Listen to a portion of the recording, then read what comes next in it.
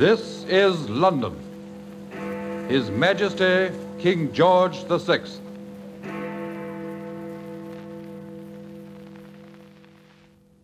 Let us remember the men in all the services, and the women in all of the services who have laid down their lives. We have come to the end of our tribulation, and they are not with us at the moment of our rejoicing. I speak to you today at the same hour as my father did exactly 75 years ago. His message then was a salute to the men and women at home and abroad who had sacrificed so much in pursuit of what he rightly called a great deliverance. The war had been a total war. It had affected everyone, and no one was immune from its impact. Whether it be the men and women called up to serve, families separated from each other, or people asked to take up new roles and skills to support the war effort, all had a part to play.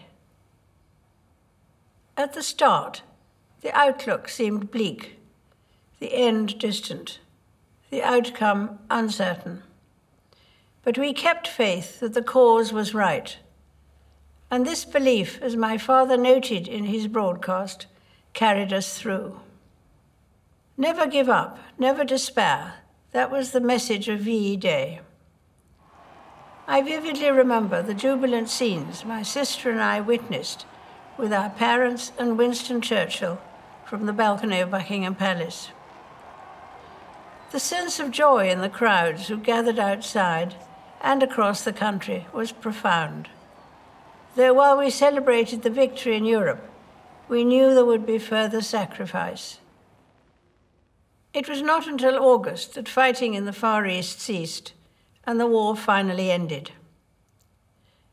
Many people laid down their lives in that terrible conflict. They fought so we could live in peace, at home and abroad. They died so we could live as free people in a world of free nations.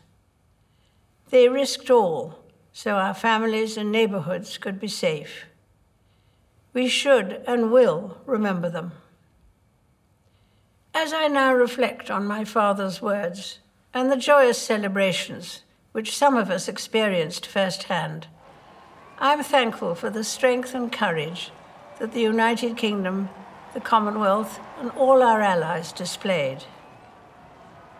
The wartime generation knew that the best way to honor those who did not come back from the war was to ensure that it didn't happen again.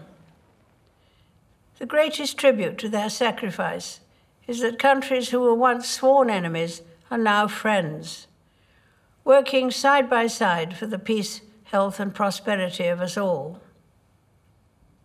Today, it may seem hard that we cannot mark this special anniversary as we would wish.